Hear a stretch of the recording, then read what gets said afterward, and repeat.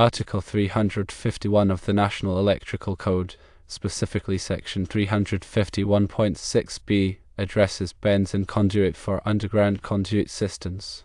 This section mandates that conduit bends must be made so that the radius of the inner edge of the bend is not less than the radius of curvature specified in Table 1. Moreover, the bends must maintain the integrity of the installed cable.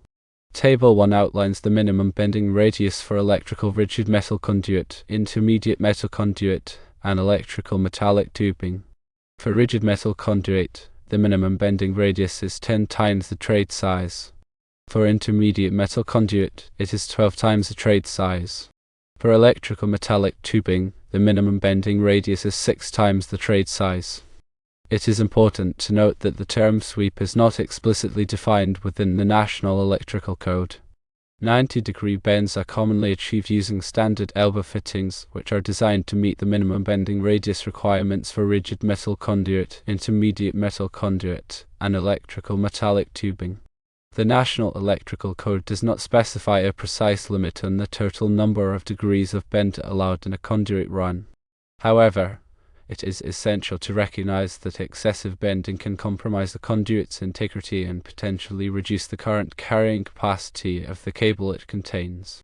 As a general guideline, it is advisable to minimize the number of bends within a short conduit section to avoid these potential issues. When installing underground conduit systems, several crucial factors must be considered to ensure safety, compliance, and long-term reliability. Firstly, always adhere to the National Electrical Code, Article 351, and any applicable local codes and regulations.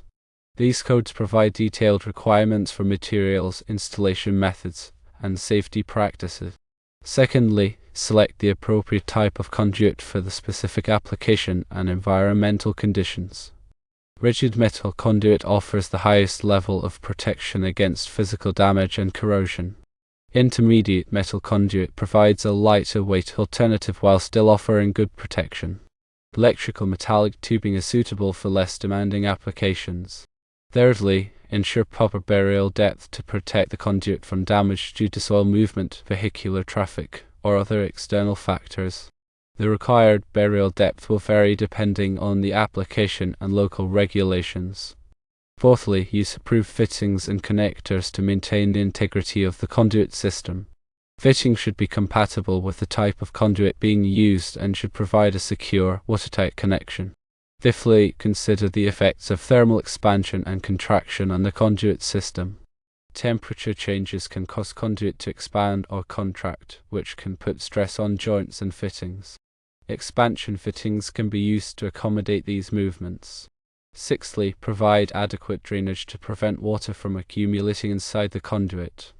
Water can damage cables and equipment, and it can also freeze and expand, potentially damaging the conduit. Seventhly, properly support the conduit to prevent sagging or displacement. Support should be spaced according to the manufacturer's recommendations and should be securely fastened to the ground or other structures. Eighthly, clearly mark the location of the underground conduit system to prevent accidental damage during future excavation. Warning tape or other markers can be buried above the conduit to alert excavators to its presence. Ninthly, thoroughly inspect the completed conduit system before backfilling to ensure that all connections are tight, all supports are in place, and there are no signs of damage. Tenthly, use appropriate backfill material to protect the conduit from damage. Backfill material should be free of rocks, debris, and other sharp objects that could puncture or abrade the conduit. Furthermore, when determining the bending radius for different types of conduits, remember the specific requirements outlined in the National Electrical Code Table 1. For rigid metal conduit, the minimum bending radius is 10 times the trade size, which means if you are using a 1-inch rigid metal conduit, the minimum bending radius would be 10 inches. This ensures that the conduit is not stressed beyond its structural limits during bending. For intermediate metal conduit, the minimum bending radius is 12 times the trade size. Therefore, for a 1-inch intermediate metal conduit, the minimum bending radius would be 12 inches. This slightly larger radius accommodates the different material properties of intermediate metal conduit compared to rigid metal conduit. For electrical metallic tubing, the minimum bending radius is 6 times the trade size. Consequently, for a 1-inch electrical metallic tubing, the minimum bending radius would be 6 inches. Electrical metallic tubing is typically used in less demanding applications, so a smaller bending radius is acceptable. When making bends in conduit, it is crucial to use the appropriate tools and techniques to avoid damaging the conduit. Conduit benders are specifically designed to create smooth, uniform bends without kinking or flattening the conduit. These benders come in various sizes and types to accommodate different sizes and types of conduit. When using a conduit bender, it is essential to follow the manufacturer's instructions carefully. Incorrect use of a conduit bender can result in damaged conduit that does not meet code requirements. In addition to using the correct tools, it is also important to consider the sequence of bends when planning a conduit run. Minimizing the number of bends can reduce the overall resistance of the conduit system and make it easier to pull cables through. When multiple bends are necessary, it is often best to make them in a gradual, sweeping manner rather than creating sharp, abrupt bends. This can help to reduce stress on the conduit and cables. Furthermore, when installing underground conduit systems, it is essential to take precautions to protect the conduit from corrosion. Underground environments can be particularly corrosive due to the presence of moisture, chemicals, and other factors. To protect conduit from corrosion, it is often coated with a protective material such as zinc or epoxy. Additionally, cathodic protection systems can be used to prevent corrosion by electrically neutralizing the conduit. These systems typically involve installing a sacrificial anode that corrodes instead of the conduit. Also, the National Electrical Code provides guidelines for the installation of underground conduit systems in various types of soil. Different types of soil have different properties that can affect the performance of the conduit system.